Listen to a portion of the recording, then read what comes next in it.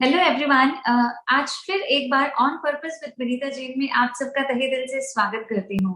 आज हमारे इस स्पेशल सेशन में हमारे साथ हैं पाली से अरियन जी चोपड़ा, जो 32 इयर्स ओल्ड हैं। आपके बारे में शुरू करने से पहले कहना चाहूंगी, न्याय, नीति और निष्ठा पूर्वक यदि कोई व्यक्ति प्रोफेशनल लाइफ और स्पिरिचुअल लाइफ को अगर बैलेंस करना सीखना चाहता है, तो एक लाइव एग्जाम्पल हम लॉयर अरियन जी चोपड़ा के जीवन से हम जान सकते हैं और समझ सकते हैं। सो अरियन जी चोपड़ा एज ए प्रोफेशन एक क्रिमिनल लॉयर है। सो ऐसे केसेस को वो लड़ते हैं जिसमें क्राइम्स वगैरह डील किए जाते हैं, क्राइम के केसेस का। बट उसके साथ में जो चीज बहुत इंपॉर्टेंटली हम इन सेशंस के द्वारा फोकस कर रहे हैं, वो है कि बीइंग एन एंटरप्रेन्योर और being a professional at the same time spiritually भी हम कैसे अपने लाइफ में ऊपर उठ सकते हैं, अपने जीवन का विकास कर सकते हैं। तो अरियन जी की वैसे तो बहुत सारी क्वालिटीज हैं, लेकिन कुछ क्वालिटीज को सबसे पहले शेयर करना चाहूंगी। एज ए प्रोफेशनल तो वो बहुत ही सक्सेसफुल है, लेकिन उसके साथ में आपकी श्रद्धा तेरा पंथ समाज से जुड़ी हुई है। और वहां पर आपने कई सारी कविताएं लिखी। आचार्य श्री महाश्रमण जी महाराज साहब के शताब्दी दिवस पर आपकी कविता वर्ल्ड रिकॉर्ड की जो रिकॉर्ड बना था, 1128 कविताओं में से एक कविता आपकी भी थी, तो आपने उसमें वर्ल्ड रिकॉर्ड बनाया। उसके अलावा कई सारे ऐसे कॉम्पिटिशन्स में आपने पार्टिसिपेट किए। जैसे आप तेरापंथ प्रोफेशनल फोरम के भी एक बहुत इंपॉर्टेंट मेंबर रहे, एंड कंटिन्यूसली उस लीग में 6 इयर्स तक आप टॉपर्स की लिस्ट में थे, which is like really unbelievable. Professional way को भी, लाइफ को भी बैलेंस कर रहे हैं, at the same time spiritually भी इतनी आध्यात्मिक परीक्षाओं को लिखना, सिर्फ लिखने तक ही नहीं, उन सब में टॉप करना, it's like so amazing. So we are so glad Aryan ji आप हमारे साथ हैं। तो before we begin with the session, Aryan ji, एक किस्सा हुआ था कुछ ही समय पहले। पाली में जैसे एक मुमुक्षु बहन थे, हेमयुग प्रज्ञा जी महाराज साहब। तो उनके दीक्षा के पूर्व जब आपकी उनसे मुलाकात हुई और दीक्षा के जो प्रसंग थे, तब आपने 32 ऐसे नियम लिए। दर्शकों से बताना चाहूंगी, ऐसे 32 नियम लिए जो नियम हम सबके जीवन में बहुत ही ज्यादा अनुकरणीय और अनुमोदनीय भी हैं। उनमें से कुछ नियम के बारे में मैं बताऊंगी, लेकिन पहला एक नियम जो मैं शेयर करना चाहती हूँ, आपने एक ऐसा नियम लिया। जनरली हम कहते हैं कि कोई भी व्यक्ति जब प्रोफेशनली अपने जीवन में आगे बढ़ता है, तो न्याय, नीति, ये सारी चीजें जो होती है ना, वो सिर्फ बातों की होती है। वो प्रैक्टिकली इम्प्लीमेंट नहीं होता है कि आप हमेशा एथिकली चले और न्याय पूर्वक चले। लेकिन अरियन जी ने ऐसा एक नियम लिया कि किसी भी व्यक्ति के खिलाफ, यानी निर्दोष के खिलाफ, कभी भी कोई भी प्रकार की कोई भी पैरवी नहीं करेंगे। और यदि कोई व्यक्ति निर्दोष है, तो उसको हमेशा सत्यता का, उसको हेल्प करेंगे कि वो कैसे उस जुर्म से निकल सके। सो अरियन जी, ओवर टू यू। ये प्रोसेस कैसे शुरू हुआ, आप स्पिरिचुअली कैसे इतने इंक्लाइंड है, एंड देन आप प्रोफेशनल लाइफ में इसको कैसे लेकर आगे बढ़ रहे हैं? जय जिनेन्द्र। मैंने बचपन से यही देखा, मेरे नानी को, मेरे नाना जी को और मेरी दादी को और मेरी पड़ नानी जी को, और मैंने मेरे मम्मी की दादी जी को भी। अभी अभी वो दुनिया में होते तो शायद शतायु होते हैं। वो सभी महाराज साहब के जाते थे, व्याख्यान सुनना, महाराज साहब की सेवा करना। और उन सबको मैंने इतना देखा, क्योंकि मेरा बचपन ज्यादातर इन्हीं के पास में रहा। जब मैंने देखा ये लोग इतने महाराज साहब के पास में जाते हैं, इतनी सेवा करते हैं, इतना स्वाध्याय करते हैं, तो क्यों ना मुझे भी ये सब करना चाहिए। जो जैसा माहौल मैंने उनसे देखा, और उसी माहौल में मैं बचपन से ढल गया।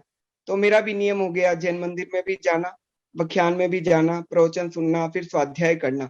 जिस उम्र में बच्चे कार्टून देखना पसंद करते हैं और कार्टून की बुक्स देखना पसंद करते हैं, उस समय मुझे रुचि हो गई कि महाराज साहब की पुस्तकें पढ़ना। तो वो रुचि अब बैठ गई मस्तिष्क में ऐसी। तो फिर वहाँ वो पुस्तकें पढ़ेंगे तो नो डाउट आप धर्म से ही जुड़ेंगे, क्योंकि वहां तो वही शिक्षा मिलेगी, नैतिकता, ईमानदारी और सच्चाई की। और जिनेश्वर परमात्मा के जो सिद्धांत हैं, उनकी जो वाणी है वो क्या कहती है, वही अपन को सुनने को मिलेगी। जब जो वही सुनने को मिली, तो वही इम्प्लीमेंट करने की कोशिश कर रहा हूँ लाइफ ये तो बहुत ही सुंदर है। मतलब सुनते तो बहुत कोई है, बचपन से भी सुनते हैं। कई लोगों के गॉड गिफ्ट ही ऐसा होता है कि इतने अच्छे अच्छे परिवार में ही जन्म होता है। लेकिन जब वो रियल लाइफ होती है ना, तब वो एग्जामिनेशन पीरियड होता है, तब कहीं ना कहीं हार जाते हैं। कहीं ना कहीं हम सोचते हैं कि नहीं, वो लाइफ अलग होती है, स्नातक में रहते हैं स्वाध्याय करते हैं, तब एक अलग दुनिया है।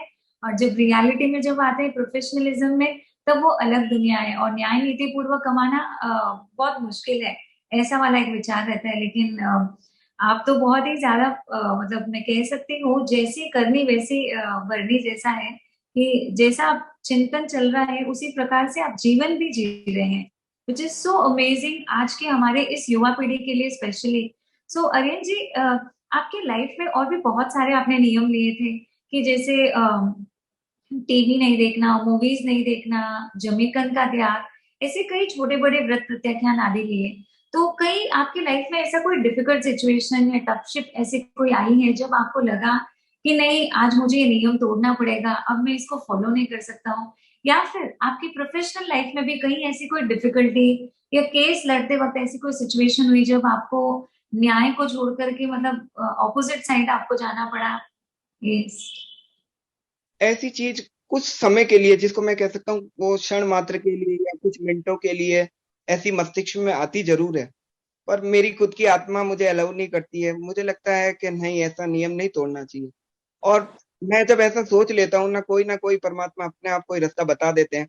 नियम तोड़ना नहीं पड़ा आज तक मुझे, और मुझे बहुत खुशी होती है कि, और मुझे ऐसा कभी अनुभव भी नहीं हुआ कि मैं नियम तोड़े बिना अपनी लाइफ को आसानी से नहीं जी सकता हूँ, या मुझे है ना आगे प्रोफेशन में दिक्कत आएगी और मेरा प्रोफेशन आगे नहीं चल पाएगा। मुझे तो लगता है ये इजीली सब मेंटेन कर सकते हैं। धर्म और कर्म दोनों एक ही सिक्के के पहलू हैं, दोनों को तो साथ में लेके चलना ही पड़ेगा। और धर्म करेंगे तो ही अच्छा कर्म कर पाएंगे, नहीं तो कहीं ना कहीं गलत संगत में पड़ जाएंगे, या ऐसा कर्म करेंगे जो अपराध होगा सामाजिक दृष्टि में।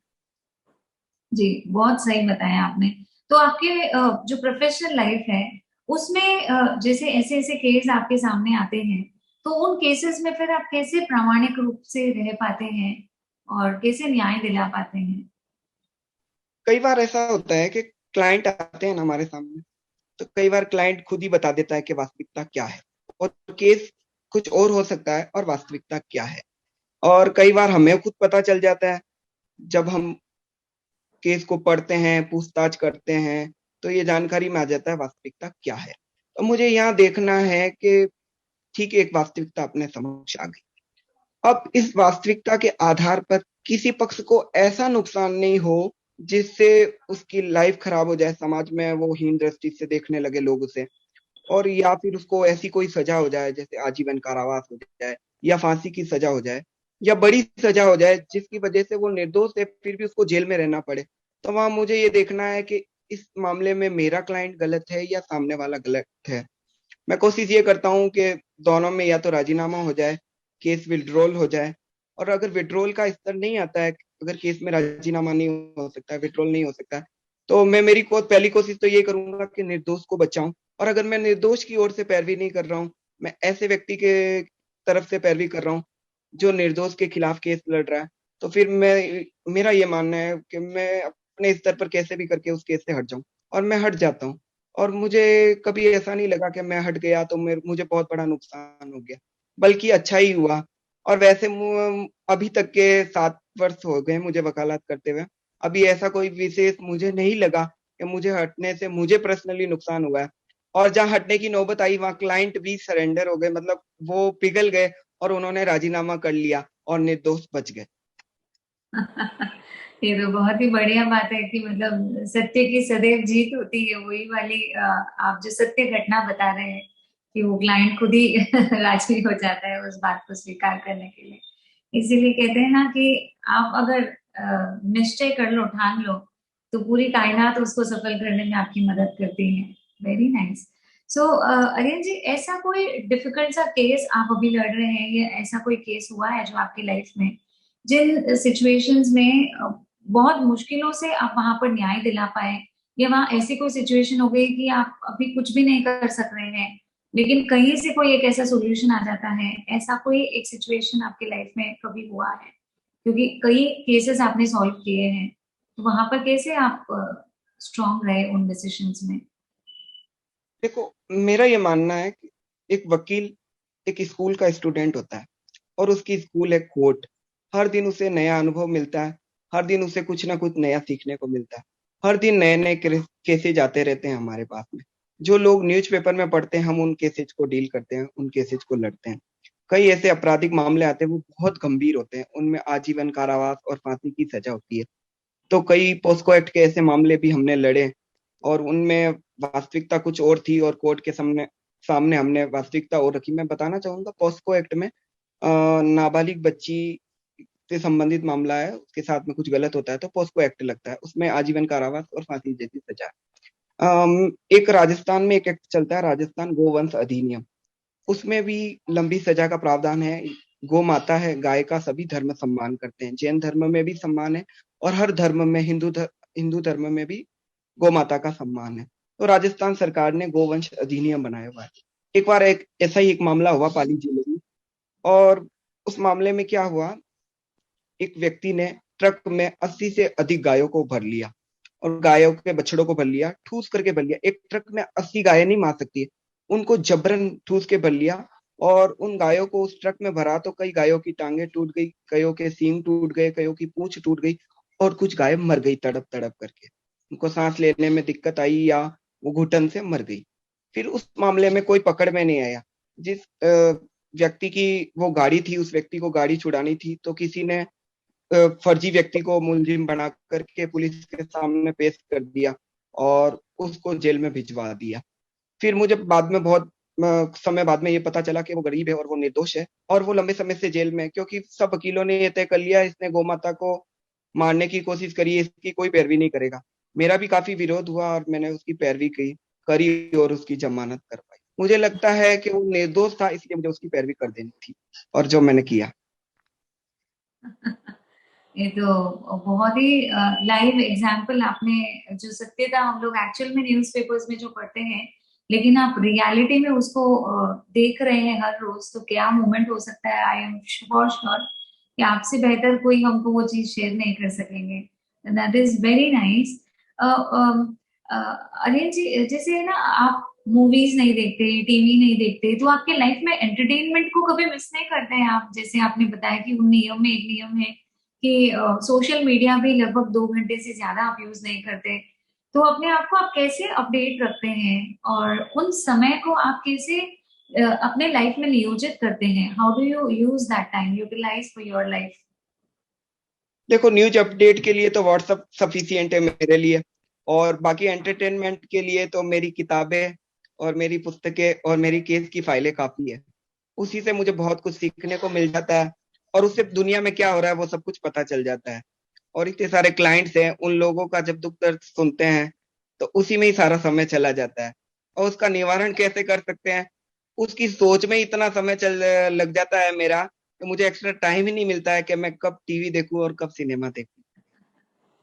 ये तो बहुत बढ़िया कही। कहते हैं ना कि अगर कोई व्यक्ति किसी पैशन से जब जुड़ जाता है, जो उसका खुद का फेवरेट लाइकिंग है, तो उसके लिए फिर पूरी दुनिया एक तरफ हो जाती है और वो पैशन एक तरफ हो जाता है। That I could really sense out from your life कि आप कितना पैशनेट और डिटरमाइंड है अपने प्रोफेशन को लेकर के। कि अब ये जो छोटी छोटी चीजों में, जब जहाँ पूरी दुनिया खुशियां ढूंढती है, स्पेशली आज के टीनेजर्स, यंगस्टर्स जो खुशियां उन चीजों में ढूंढ रही है, नेटफ्लिक्स या वेब सीरीज में, उन सब से कितना ही परे है आपका जीवन, और रियलिटी को आप एवरी सिंगल डे आप एक्सपीरियंस कर रहे हैं जिसे बहुत। अनिल जी, आपसे मैं चाहती हूँ लास्ट में एक आप हमारे सभी दर्शकों के लिए जरूर शेयर करें कि कैसे अपनी लाइफ को spiritually and as as professionally दोनों को बैलेंस करके कैसे चल सकते हैं, अध्यात्म में प्रभु परमात्मा की जो भक्ति है उसको कैसे बढ़ाते हुए अपनी दोनों लाइफ को बैलेंस करें। देखिए, इस विषय में मैं ये कहना चाहूंगा, हम जिस भी प्रोफेशन से जुड़े हुए हैं, जो भी वर्क कर रहे हैं, चाहे जॉब कर रहे हैं, चाहे खुद का प्रोफेशन कर रहे हैं, बिजनेस कर रहे हैं, आप अपना कर्म कर रहे हैं, वो ठीक है, उसमें कोई दिक्कत नहीं है। मेरा ये मानना है, मेरा ये मानना मेरे हिसाब से ये सही है कि सबसे बड़ा धर्म है त्याग।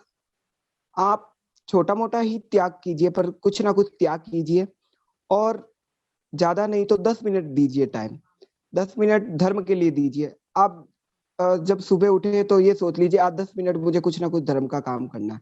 चाहे वो स्वाध्याय करो, चाहे आप अपने मोबाइल से प्रवचन सुनो, चाहे व्याख्यान में जाकर सुने, या महाराज साहब के दर्शन ही करें। और प्रतिदिन हो सकता है तो प्रतिदिन, और नहीं तो मंथली या ईयरली किसी ना किसी एक चीज का त्याग कर। अगर आप प्रतिदिन एक चीज का त्याग का नियम बना लेते हैं और 10 मिनट धर्म के लिए मैं दूंगा, तो मैं मानता हूँ आपकी अपना आप धर्म के प्रति रुचि हो जाएगी, और वो धर्म को इतनी प्रेरणा देगा और उसकी इतनी पॉजिटिव एनर्जी आएगी, आपको लगेगा मैंने वो 10 मिनट, कुछ भी आपकी लाइफ में अच्छा होगा तो आपको खुद को अनुभव होने लगेगा कि मैंने वो एक चीज का त्याग किया ना, इसलिए आज मैं इस मुसीबत से बच गया, आज मुझे ये लाभ हो गया है, ये प्रॉफिट मुझे इसीलिए हुआ है क्योंकि मैंने ये धर्म किया है, और वो चीज मुझे इसलिए गेन हो गई क्योंकि मैंने धर्म किया है। अरे आज तो मेरा एक्सीडेंट हो जाता, मैं क्यों बच गया, मैंने धर्म किया था। आज आज तो मेरे यहाँ चोरी हो जाती और मैं क्यों बच गया, ये धर्म का प्रभाव है। मेरे पड़ोसी के घर में चोरी हो गई और मेरे घर में नहीं हुई, मेरे मोहल्ले में चोरी हो गई, मेरे घर में क्यों नहीं हुई, क्यों नहीं हुई, क्योंकि मुझे मेरे धर्म ने बचाया और मेरे घर की भी सुरक्षा करी। तो अगर कोई आदमी त्याग करता है तो भगवान ने कहा है, जिनेश्वर परमात्मा की वाणी है, त्याग ही धर्म है। जैन धर्म में त्याग की प्रधानता बताई है, इसीलिए लोग तपस्याएं करते हैं। तपस्या इसीलिए तो करते हैं हम लोग, आहार का त्याग करते हैं उसमें। तो मेरा ये मानना है, अब ज्यादा नहीं तो प्रतिदिन एक त्याग, वो युवा भी कर सकता है। उसके लिए ऐसा नहीं है कि एक हम जब सीनियर सिटीजन हो जाएंगे तभी करेंगे, उसके लिए कोई उम्र की आवश्यकता नहीं है।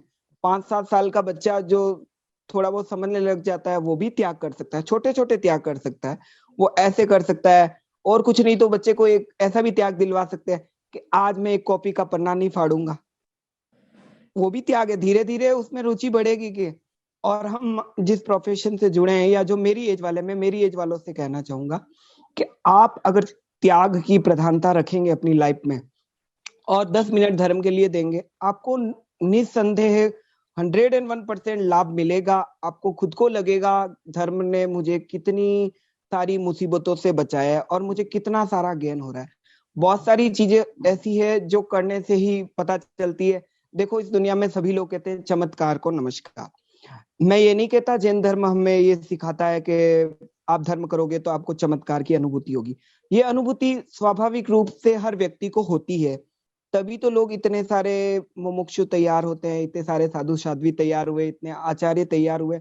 और ऐसा मैंने देखा, मैं कई बार पालितना की यात्रा पर जाता हूँ, मैं देखता हूँ अब्रोड से लोग आते हैं, लाखों करोड़ों रुपए दान करते हैं, लाखों करोड़ों रुपए कमाते हैं और 1 सेकंड में दान कर देते हैं। वो क्यों करते हैं ऐसा? क्यों करोड़ों अरबों की संपत्ति छोड़ करके लोग साधु साध्वी बन जाते हैं या वो मुमुक्षु बन जाते हैं? उनको अनुभूति होती है कि धर्म में सार है। मैं सबको नहीं कहता कि आप मुमुक्षु बनो या दीक्षा लो या आपको साधु साध्वी बनना पड़ेगा। मैं ये कहता हूँ आप 5-10 मिनट धर्म के लिए दीजिए। आपका जो प्रोफेशन है, जो वर्क है आपका, वो कीजिए। आप 5-10 मिनट भी धर्म के लिए देंगे तो आपकी रुचि धर्म के प्रति और बढ़ेगी, कम नहीं होगी। और लाइफ में कभी आपको ऐसा अनुभव नहीं होगा मैंने ये धर्म किया इसलिए मुझे लॉस हो गया, ऐसा कभी नहीं होता है। धर्म करने से फायदा ही है। और हर आदमी हमेशा दुनिया में यही चीज देखता है कि किससे उसको फायदा हो सकता है। जब धर्म में फायदा ही फायदा है, कुछ नुकसान ही नहीं है, तो उसको क्यों छोड़े? उसको तो करना ही है। और उसके लिए सबसे इजी तरीका है त्याग। त्याग कीजिए, और थोड़ा समय मिले तो साधु साध्वियों को सुनिए, उनके प्रवचन सुनिए, स्वाध्याय कीजिए। तो मेरी तो सभी से यही गुजारिश है, और बस यही कहना चाहूंगा कि आप थोड़ी शुरुआत कीजिए। थोड़ा बहुत भी अगर त्याग करेंगे तो आपको बहुत लाइफ में गेन ही गेन होगा, कुछ भी लॉस नहीं होगा। That is very very amazing Aryan ji. आपने पूरा क्रक्स, पूरी बात बता दी कि जिस त्याग को आपने अपने जीवन में इतना अहम रूप दिया है, वैसा ही आप सभी के लिए एक प्रेरणा भी दे रहे हैं कि हम बच्चे बड़े चाहे जिस भी उम्र में छोटे छोटे त्याग से शुरुआत करें, ताकि हमारे जीवन में कहीं ना कहीं धर्म के बीजारोपण होगा, धर्म के संस्कार हमारे जीवन में बढ़ेंगे, और वो फिर वो त्याग हमको हमेशा हर कठिन से कठिन परिस्थिति में भी हमको वहां से निकाल लाएगा, हमारी प्रोटेक्शन करेगा, हमको सेफ गार्ड करेगा। तो जैसे एक पावर बैंक का काम करता है, उसी तरीके से धर्मो रक्षते रक्षते, धर्म हमेशा हमारी रक्षा करता है। अब हमारे ऊपर है हम कितना अपने जीवन में उसको इम्प्लीमेंट कर पाते हैं, कितना फॉलो कर पाते हैं। So once again thank you so much Aryan ji. आप अपने इसी तरीके से न्याय निष्ठा, धर्म परायणता और त्याग की भावनाओं को और प्रबल बनाए, और कई सारे जो भी निर्दोषी है उन लोगों को आप अपना आप उनको सही प्रकार से मदद कर पाए, और आप भी अपने लक्ष्य में इसी प्रकार अग्रसर बने। शासन, प्रेम, शासन की भक्ति, प्रभु की भक्ति आपके जीवन में भी बढ़े। और सभी दर्शकों को भी कहना चाहूंगी, जरूर आप भी अरियन जी से ऐसी छोटी छोटी चीजों को जाने और समझने का प्रयास करें, जैसे वो इतना इजीली इन सब चीजों को इनकॉर्पोरेट कर पा रहे हैं, वैसे हम भी कुछ छोटी छोटी चीजें अपने नियम या अपने जीवन में भी उसको इम्प्लीमेंट करें और अपना जीवन भी अच्छा बनाए। क्योंकि हर व्यक्ति का जीवन, उसका चारित्र बहुत ज्यादा इंपॉर्टेंट रोल प्ले करता है। So let's make our life more better as a person, और हम अपने आप को प्रतिदिन दिव्य बनाने की ओर अग्रसर करें। इसी के साथ आप सभी को तहे दिल से धन्यवाद। और यदि आपने हमारे चैनल को सब्सक्राइब नहीं किया हो तो जल्द से जल्द कर ले, ताकि एक भी वीडियो आपका मिस नहीं हो और सबसे पहले आप उस वीडियो को देखें और नई जानकारी और प्रेरणात्मक विकास को अपने जीवन में आगे बढ़ाए। इसी के साथ तहे दिल से धन्यवाद, and see you all in the next session. Thank you so much, Aryan ji. Thank you so much, all of you.